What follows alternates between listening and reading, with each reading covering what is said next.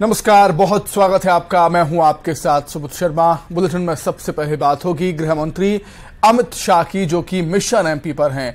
भोपाल में अमित शाह की बैठक चल रही है। बीजेपी दफ्तर में बैठक का दौर लगातार जारी। भोपाल और नर्मदापुरम संभाग की 36 सीटों पर मंथन हो रहा है। 36 सीटों के नेताओं के साथ अमित शाह की ये बैठक हो रही है।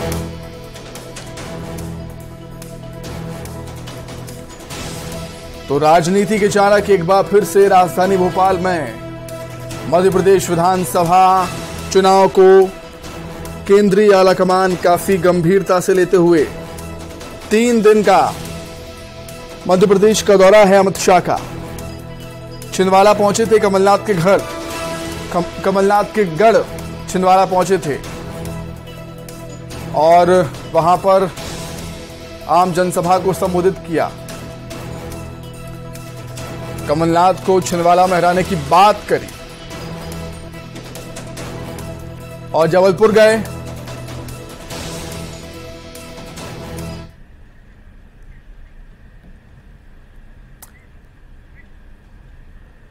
चलिए, अधिक जानकारी के लिए हम सीधे रुख करेंगे राजधानी भोपाल का। शैलेंद्र हमारे साथ लगातार जुड़े हुए हैं। शैलेंद्र, एक बार फिर से राजनीतिक चाणक्य राजधानी भोपाल में समय काफी कम बचा है। 36 विधानसभा सीटों पर भोपाल और नर्मदापुरम की चर्चा लगातार जारी। बिल्कुल सुमित, आपने ठीक कहा कि मध्य प्रदेश के दौरे पर पहुंचे हैं केंद्रीय गृह मंत्री और वो लगातार अलग अलग संभागों के जो पदाधिकारी हैं, जिन लोगों को विधानसभा की जिम्मेदारी दी गई, ऐसे पदाधिकारियों के साथ लगातार जो है वो बैठकें करके फीडबैक ले रहे हैं और आगामी रणनीति को लेकर चर्चा कर रहे हैं। जिस तरीके से आज उन्होंने जबलपुर और शहडोल संभाग के जो पदाधिकारी थे उनके साथ बैठक की और अब जब राजधानी भोपाल पहुंचे हैं तो राजधानी भोपाल और इसके अलावा इसके बात करें नर्मदापुरम, दोनों संभागों की 36 सीटें हैं, इनके जितने भी विधानसभा के प्रभारी हैं, इसके अलावा जिलाध्यक्ष, जिला महामंत्री और मध्य प्रदेश के तमाम जो टॉप लीडर्स हैं, चाहे मुख्यमंत्री शिवराज सिंह चौहान की बात हो, बीडी शर्मा की बात हो या फिर जो प्रभारी भूपेंद्र यादव और अश्विनी वैष्णव सहित तमाम जो संगठन से जुड़े नेता हैं, वो सारे के सारे नेता जो है वो बैठक में अभी मौजूद है। लगातार जो है वो बैठक चल रही है।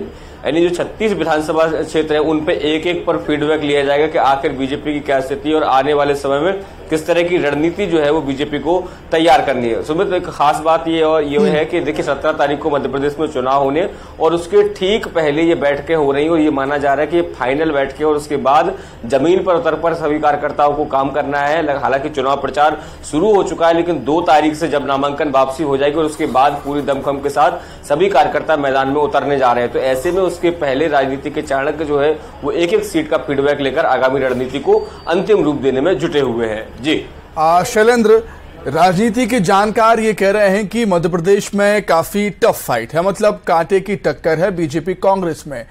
क्या बीजेपी का केंद्रीय आलाकमान भी ये समझ चुका है कि कांटे की टक्कर है और यही वजह है कि फ्रंटलाइन जो लीडरशिप है वो लगातार दौरे कर रही है मध्य प्रदेश के? शैलेंद्र, देखिए बिल्कुल आपने ठीक कहा हो। भले ही कैमरे के सामने मध्य प्रदेश सरकार के तमाम जो दिग्गज नेता हैं बीजेपी के, वो इस बात को स्वीकार ना कर रहे हो कि मामला बहुत टाइट है, लेकिन ये अंदरूनी जानकारी सबके पास अगर बात करें तो यही है कि मामला बराबरी का इस बार है। 2018 की जो स्थितियां याद होगी, कुछ उसी तरह की स्थितियां जो है वो वर्तमान में मध्य प्रदेश में देखने को मिल रही है और ऐसे में बीजेपी की टॉप लीडरशिप इस चीज को भाप चुकी थी और यही कारण है कि देखिए चुनाव के तारीखों के ऐलान के पहले ही जिस तरीके से केंद्रीय गृह मंत्री के मध्य प्रदेश में दौरे हुए, प्रधानमंत्री नरेंद्र मोदी के दौरे हुए और अगर खासकर केंद्रीय गृह मंत्री की बात करूं तो उन्होंने कई बैठकें जो है ली। यहां पर ये भी बताया गया है कि जो टिकट वितरण हुआ उसको लेकर जो बैठकें हुई हैं वो सारी सीटों पर किस तरह से किस प्रत्याशी को उतारा जाए और क्यों उतारा जाए, ये सारा एनालिसिस हुआ है और उसके बाद ही जो है वो एक विशेष स्ट्रेटेजी के तहत आपने देखा होगा कि मध्य प्रदेश में चुनाव की तारीखों का ऐलान भी नहीं हुआ था, उसके पहले ही प्रत्याशी जो है वो घोषित कर दिए गए थे, खासकर उन सीटों पर जहां कांग्रेस जीतती है। तो ये एक रणनीति है कि किस तरीके से मनोवैज्ञानिक बढ़त बनाई जाए और उसी रणनीति को अब आगे बढ़ाते हुए लगातार ये बैठकें हो रही हैं और जो टाइट फाइट है उसको कैसे एक आसान जीत में तब्दील किया जाए, इसको लेकर लगातार बातचीत का दौर जारी है।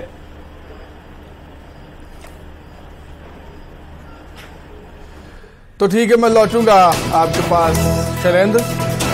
तो अमित शाह बैठक ले रहे हैं राजधानी भोपाल में, बीजेपी दफ्तर में बैठक लगातार जारी है और बैठक में सीएम शिवराज बीडी शर्मा भी मौजूद हैं।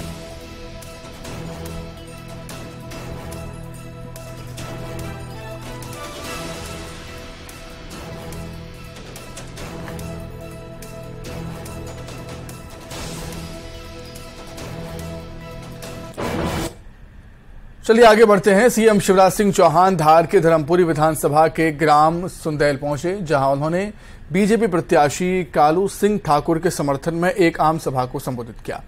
कालू सिंह ठाकुर ने सीएम शिवराज सिंह चौहान को तीर कमान भेंट कर उनका स्वागत किया और इस दौरान मंच से बोलते हुए सीएम शिवराज सिंह चौहान ने कांग्रेस पर जमकर निशाना भी साधा। उन्होंने कहा कि दिग्विजय सिंह और कमलनाथ महिलाओं और बहन बेटियों का सम्मान नहीं करते। कार्यक्रम समाप्त होने के बाद 12वीं कक्षा में प्रथम आने वाली छात्रा को स्कूटी देने सीएम छात्रा के घर भी पहुंचे।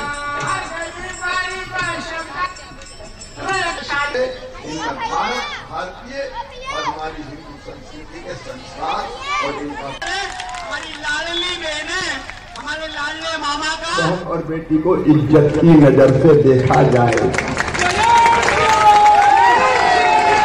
ये बहनों की इज्जत करना नहीं जानती, ये बेटियों को सम्मान देना भी नहीं जानते। एक कार्यक्रम में कमलनाथ जी ने डबरा में हमारी एक बहन को, जो सम्मानित मंत्री रही, आइटम कह के संबोधित किया। खरगोन जिले के मंडलेश्वर में बीजेपी उम्मीदवार राजकुमार मेव के समर्थन में चुनावी सभा करने पहुंचे सीएम शिवराज सिंह चौहान ने प्रियंका गांधी पर सीधा हमला बोला। सीएम ने कहा कि प्रियंका गांधी चुनावी सभा में झूठ बोल रही हैं। और हमारे क्षेत्र के यशस्वी विधायक प्रत्याशी नौकरी के प्रियंका गांधी के बयान पर कटाक्ष करते हुए सीएम ने कहा कि कांग्रेस प्रियंका गांधी को झूठ बोलने की ट्रेनिंग दे रही है।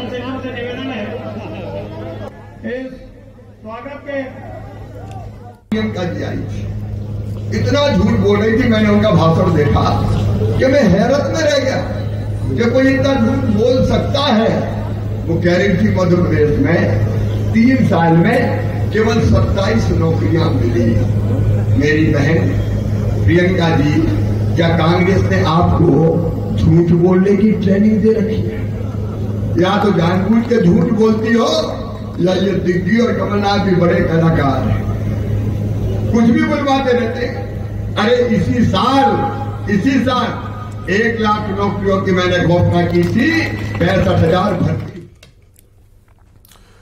सीएम शिवराज सिंह चौहान धार जिले के सुंदरेल में चुनावी सभा करने पहुंचे थे और इस दौरान वर्षा नाम की बिटिया ने मंच पर आकर सीएम शिवराज को घर पर चाय का निमंत्रण दिया। उसने कहा कि 12वीं प्रथम श्रेणी से उत्तीर्ण होने पर आपकी ओर से स्कूटी मिली है, आप मेरे घर पर चाय पिएं। मामा शिवराज ने भी बेटी के मनोभाव को समझकर निमंत्रण को स्वीकार कर लिया और सभा समाप्त होने के बाद बेटी के घर भी पहुंचे। सीएम शिवराज ने वर्षा की स्कूटी भी चलाई, स्कूटी पर बेटी के साथ फोटो निकलवाई और घर में बैठकर चाय भी पी। इस दौरान उन्होंने वर्षा की मां से राखी भी बंधवाई और सीएम शिवराज ने कहा कि चाय इतनी स्वादिष्ट है कि वर्णन नहीं कर सकता, क्योंकि इसमें मेरी बहन का प्रेम मिला है। उन्होंने कहा कि मैं अत्यंत प्रसन्न हूं, इस बेटी के पिता नहीं हैं, लेकिन मैं मामा हूं।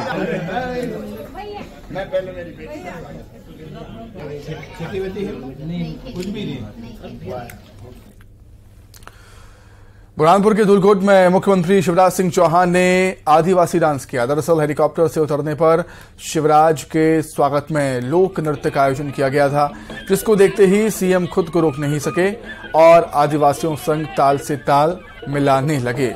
नेपानगर विधानसभा क्षेत्र के आदिवासी क्षेत्र धूलकोट में बीजेपी प्रत्याशी मंजू दादू की चुनावी सभा को संबोधित करने आए थे सीएम शिवराज।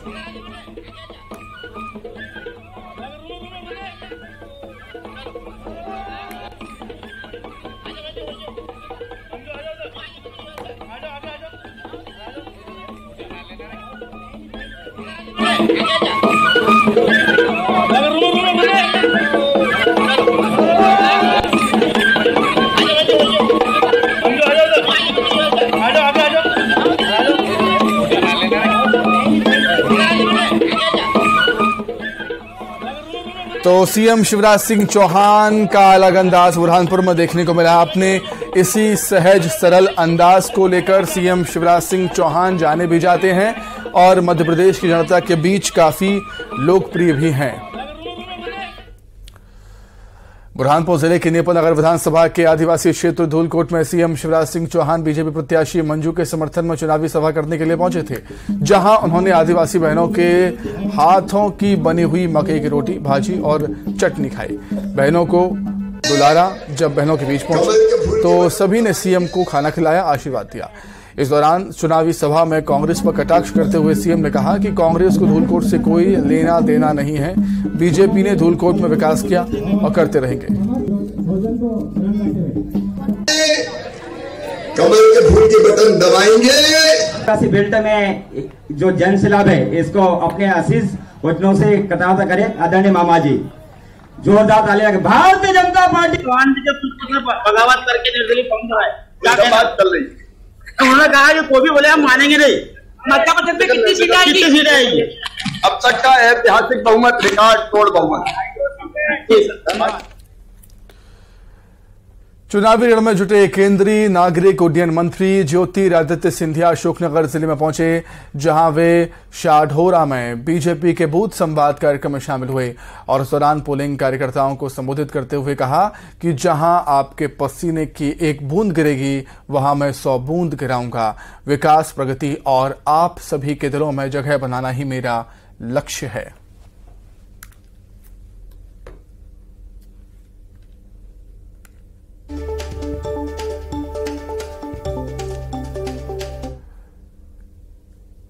सीहोर विधानसभा के बीजेपी प्रत्याशी सुदेश राय के समर्थन में आयोजित रैली को चुनावी सभा को संबोधित करने आए बीजेपी के स्टार प्रचारक और सूबे के गृह मंत्री नरोत्तम मिश्रा ने कांग्रेस पर जमकर निशाना साधा। कहा कि और हमेशा कांग्रेस राष्ट्र और राष्ट्र की बात पर आपत्ति उठाने का काम करती है और कहा कि कांग्रेस मूलतः सनातन के विरोधी और तुष्टीकरण की हिमायती है।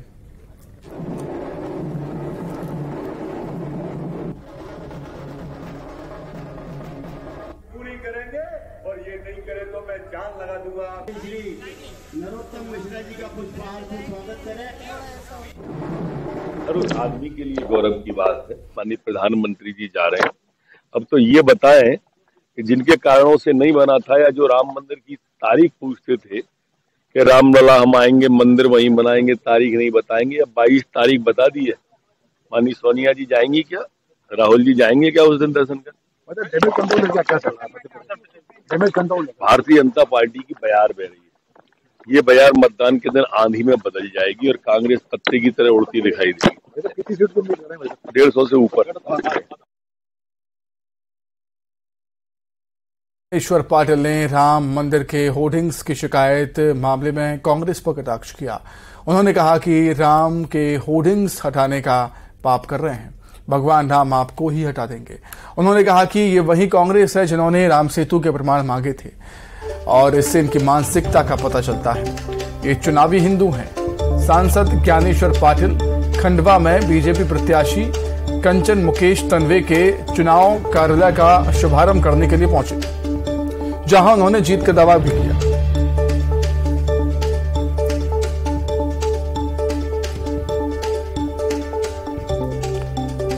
यही कांग्रेस के नेता है।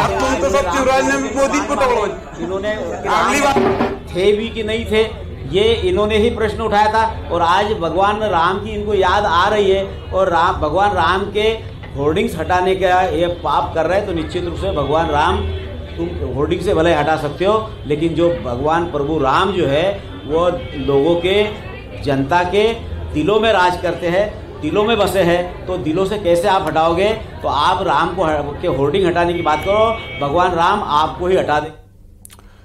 सागर जिले के नारायणवाली विधानसभा में कांग्रेस की टिकट की लड़ाई अब सड़कों पर आ गई है। जी हां, अब तो टिकट के लिए बागी नेताओं के समर्थकों ने कांग्रेस प्रत्याशी के समर्थकों से मारपीट भी शुरू कर दी और जहां टिकट की मांग कर रहे दावेदारों ने कांग्रेस प्रत्याशी का पुतला फूंका और जब कांग्रेस प्रत्याशी सुरेंद्र चौधरी के समर्थकों ने पुतला दहन करने से मना किया तो टिकट के दावेदारों के समर्थकों ने कांग्रेस प्रत्याशी सुरेंद्र चौधरी के समर्थकों से जमकर मारपीट की, जिसका वीडियो सोशल मीडिया पर वायरल हो रहा है। हम लोग जनसंपर्क कर रहे थे तो कुछ लोग दिग्विजय सिंह जी जो कि पूर्व मुख्यमंत्री है और कांग्रेस पार्टी के नेता हैं और एक पुतला और लेकर आए तो हम लोगों ने मना किया कि आप क्यों जला रहे हैं। तो किसी ने मेरी गर्दन पकड़ी, ये गर्दन में ये निशान है, ये आप देख सकते हैं कि गर्दन पकड़ी और उसके बाद मुझे धक्का दिया तो मैं गिर गया और मुझे लगभग 20 से 22 लोगों ने। रतलाम जिले की राजनीति में ऐसे नज़ारे कम ही देखने को मिलते हैं कि जब राजनीति के दो धुर विरोधी एक साथ दिखाई दें। बात पूर्व गृह मंत्री हिम्मत कोठारी और रतलाम विधायक चैतन्य कश्यप की हो रही है, जो एक साथ एक दूसरे का अभिवादन करते हुए नजर आए। मौका था विधायक के जनसंपर्क का, जब शहर विधायक कश्यप वरिष्ठ नेता हिम्मत कोठारी के घर पहुंचे। पूर्व गृह मंत्री उनके परिवार ने भी रतलाम विधायक का दिल खोलकर स्वागत किया और उनका अभिवादन स्वीकार कर उन्हें जीत का आशीर्वाद दिया। आपको बता दें कि 2013 के बाद ये तीसरा मौका है जब कश्यप हिम्मत कोठारी के घर पहुंचे।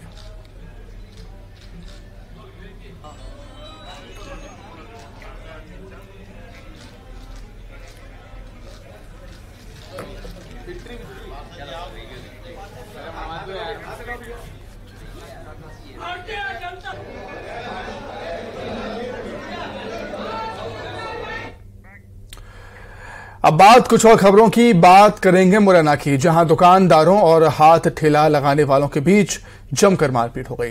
दरअसल कुछ लोगों ने मेडिकल की दुकान के सामने हाथ ठेला लगाया था। जब मेडिकल दुकानदार ने ठेला हटाने को कहा तब दोनों के बीच विवाद हो गया। दोनों के बीच कहासुनी इतनी बढ़ गई कि लाठी डंडे चलने लगे और इस मारपीट में मेडिकल संचालक गंभीर रूप से घायल हो गया, जिसे इलाज के लिए जिला अस्पताल में भर्ती करा दिया गया है। फिलहाल शिकायत के बाद पुलिस ने मामला दर्ज कर आरोपियों की तलाश शुरू कर दी।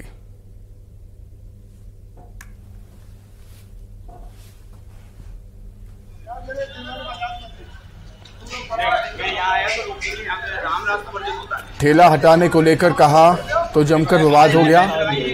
हाथ ठेला वालों ने मिलकर पिटाई कर दी। मेडिकल की दुकान के सामने हाथ ठेला लगा लिया था, जिसको लेकर विवाद हुआ है। ये आम रास्ते है भाई साहब, इनसे ठेला लगाने हटाओ, मना करो, लड़ने को तैयार हो जाते हैं। कौन लोग हैं ये मुस्लिम है। हाँ, तो क्या चोरी मारपीट की क्या हुआ? मारपीट की भाई साहब, इनसे मना करने लड़कियां से मारा है और 10-12 लोगों ने 10 लड़के उसके तो समझता है हम बढ़ाव में चला देंगे। ये सामान वगैरह किसने क्या फेंका है? ये उन्हीं ने फेंका है सामान। हमारे रिकॉर्डिंग है इकट्ठे सब लोग ज्यादा लगे उनके। कौन लोग हैं ये? मुस्लिम समाज के। क्या नाम? अतर नाम है, भोलू के लड़के हैं। और अतर है, शाहरुख है, और नाम क्या है? कितने लोग? 7-8 लोग। पड़ाव कोतवाली क्षेत्र से सूचना प्राप्त हुई थी कि वहाँ पे हाथ ठेले वाले और दुकानदारों के बीच झगड़ा हुआ है। तो मौके पे पहुंच के देखा गया था, तो वहाँ पे जो ठेले हैं त्योहार के सीज़न के वजह से दुकान के सामने लगा लिया, उससे वजह से आपस में उनमें बहस हुई थी और मारपीट हो गई है। इस वजह से फरियादी धीरेन्द्र चौधरी की रिपोर्ट पे अपराध पंजीबद्ध कर लिया गया है। प्रकरण में अग्रिम कार्रवाई की जा रही है। उज्जैन महाकालेश्वर मंदिर में दर्शन के लिए आने वाले सभी श्रद्धालुओं की भस्म आरती में शामिल होने की इच्छा रहती है, और ऐसे में जिन श्रद्धालुओं को जानकारी नहीं होती वे ठगों के चक्कर में पड़ जाते हैं। ऐसे ही 2 श्रद्धालुओं से ठगों ने भस्म आरती में प्रवेश दिलाने के नाम पर मोटी रकम वसूल ली, लेकिन जांच के दौरान पुलिस ने इन श्रद्धालुओं को पकड़ भी लिया, जिनकी शिकायत पर पुलिस ने ठगों को गिरफ्तार कर लिया है। पुलिस को आशंका है कि ठगी काफी दिनों से चल रही थी, इसलिए उनके बैंक अकाउंट भी खंगाले जा रहे हैं।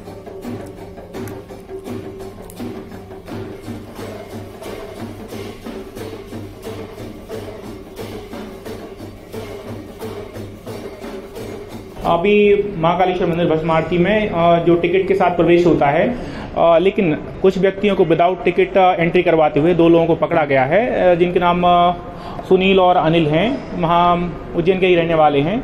अभी कुछ दिनों में शिकायत मिल रही थी कि कुछ ऐसे लोग हैं जो विदाउट टिकट भी एंट्री कर रहे हैं, तो उस ड्यूरेशन में हमारी रात्रि गश्त टीम के द्वारा को लगाया गया था, जिनने इन दोनों को पकड़ा है। अभी थाने पर लाया गया है, पूछताछ की जा रही है और इनके कैमरे की रिकॉर्डिंग और साथ में इनके अकाउंट्स वगैरह चेक किए जा रहे हैं। आगे जो भी डिटेल्स मिलेगा उसके आधार पर इन पर कार्रवाई की जाएगी। ग्वालियर पुलिस ने बड़ी कार्रवाई की। पुलिस ने 50 लाख का गांजा पकड़ा है। क्राइम ब्रांच ने 450 किलो का गांजा पकड़ा है। ट्रक में उड़ीसा से ग्वालियर लाया जा रहा था गांजा ला रहे 4 आरोपी पकड़े गए हैं। 3 यूपी और 1 राजस्थान का आरोपी है। मुख्य आरोपी फ्लाइट से उड़ीसा जाकर डील करता था। पुलिस चेकिंग से बचने के लिए ट्रक के आगे चलती थी। आरोपियों की लग्जरी कार।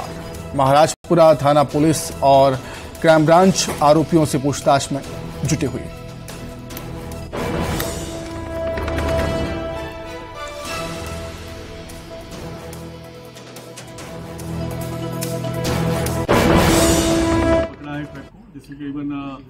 कुल मिला के एक ट्रक, एक स्कॉर्पियो पकड़ी है और 476 ग्राम किलोग्राम गांजा इसमें पाया गया। बढ़िया से पैक किया हुआ गांजा है। ये उड़ीसा से लाए थे और इनमें जो आरोपी पकड़े हैं इनमें से 3 बाहर के रहने वाले हैं। इन्होंने बताया है कि ये लगातार ये कार्य कर रहे थे पिछले 3 साल से और ये इसकी कुल कीमत जो गांजा पकड़ा गया इसकी कीमत 50 लाख है। वहीं सागर में आबकारी विभाग ने बड़ी कार्रवाई की है। 641 पेटी विदेशी शराब को जब्त किया। शराब की कीमत 3 करोड़ 50 लाख से ज्यादा है। दस्तावेज में छेड़छाड़ को लेकर शक हुआ। रूटीन चेकिंग के दौरान शराब पकड़ी गई। शराब और ट्रक को जब्त कर दिया है। दिल्ली से हैदराबाद ले जाई जा रही थी शराब। मालथौन चेकपोस्ट पर शराब पकड़ी गई।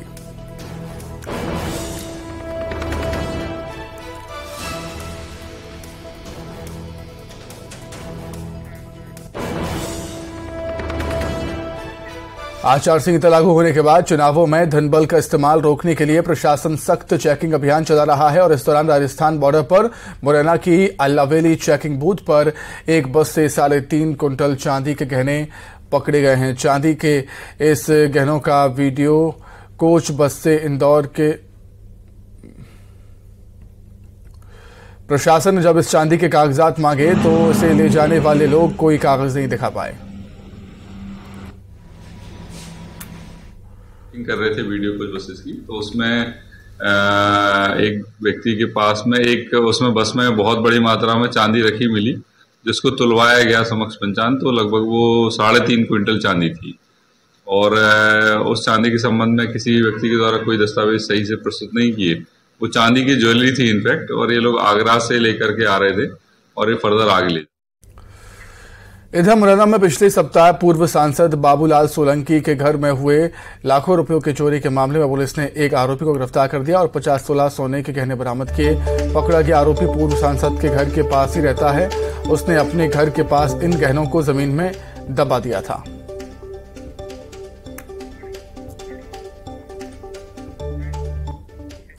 रतलाम के सेजावता गांव के सरकारी स्कूल के एक शिक्षक पर छात्राओं से अश्लील वीडियो क्लिप दिखाने का आरोप है। पीड़ितों ने इसकी शिकायत चाइल्ड लाइन में की, जिसके बाद पीड़ितों की काउंसलिंग हुई है। छात्राओं की शिकायत पर पुलिस ने आरोपी शिक्षक के खिलाफ केस दर्ज कर दिया।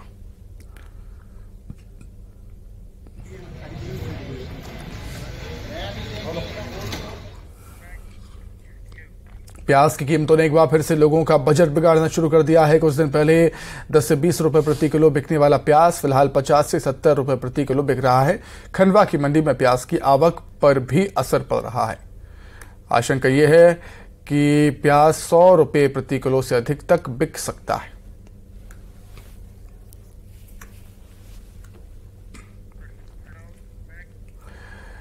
मंदसौर में भी प्याज की कीमतों में अचानक बढ़ोतरी हुई। कभी 2 रुपए किलो से 10 रुपए किलो तक बिकने वाला प्याज अचानक 60 रुपए किलो पहुंच गया, जिससे महिलाओं के किचन का बजट बिगड़ा हुआ है।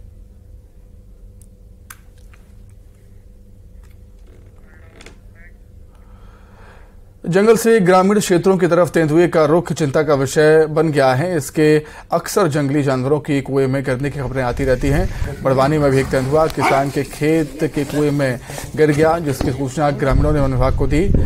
वन विभाग ने पिंजरा लगाकर घंटों की मशक्कत के बाद तेंदुए का सफल रेस्क्यू किया और उसे जंगल में छोड़ दिया।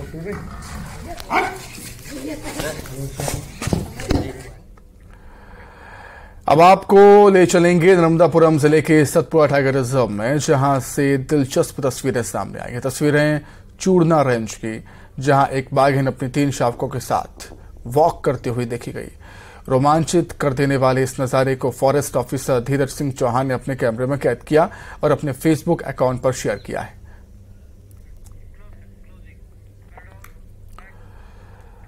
तो इसी के साथ ही फिलहाल इस बुलेटिन में इतना ही। खबरें लगातार जारी है। नमस्कार।